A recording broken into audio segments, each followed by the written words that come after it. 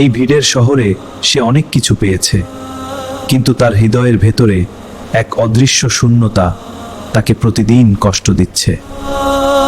সবাই ভাবে আমি সুখী, কিন্তু রাতে একা হলে আমার বুকের ভেতর ভয় আর অপরাধ বোধ আমাকে ঘুমাতে দেয় না। পাপ প্রথমে ছোট মনে হয়, কিন্তু ধীরে ধীরে তার হৃদয়কে অন্ধকারে ঢেকে দেয়। ঠিক তখনই ভেসে আসে আজানের ডাক, যেন আকাশ থেকে এক করুণাময় আহ্বান, ফিরে এসো। আমি এত ভুল করেছি, তবুও কি আল্লাহ আমাকে ক্ষমা করবেন? আমি কি আবার নতুনভাবে শুরু করতে পারি? প্রতিটি পানির ফোঁটার সাথে তার হৃদয়ের ভার যেন হালকা হতে লাগলো। তওবার শুরু এভাবেই। হে আল্লাহ, আমি স্বীকার করছি আমি ভুল করেছি, আমাকে মাফ করুন, আমাকে সঠিক পথে ফিরিয়ে নিন। যে হৃদয় সত্যি কাঁদে, আল্লাহ তাকে ফিরিয়ে দেন না। তওবার আলো তার অন্তরকে আলোকিত করল। আজ থেকে আমি আর সেই পথে ফিরব না, আমি আল্লাহর সন্তুষ্টির জন্যই বাঁচব।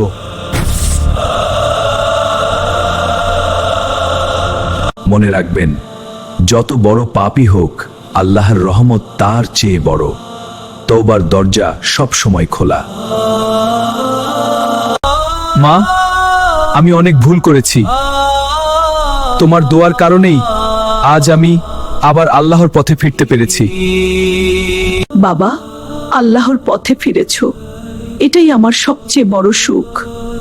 তিনি তোমার জীবনে বরকত দান করুন।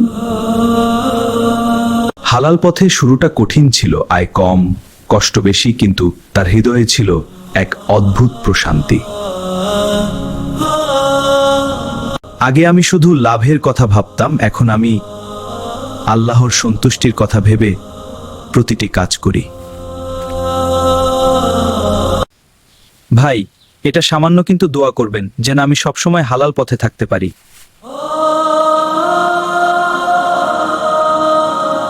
যে একবার সত্যিকারের তওবা করে, তার জীবনের প্রতিটি দিন হয়ে যায় নতুন এক ইবাদতের সূচনা।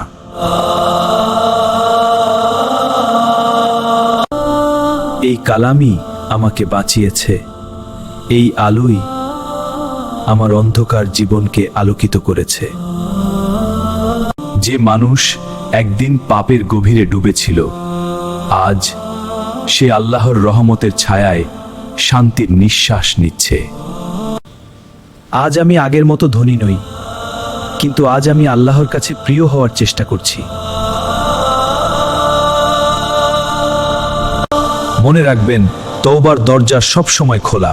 যত বড় পাপই হোক, আল্লাহর রহমত তার চেয়ে অসীম।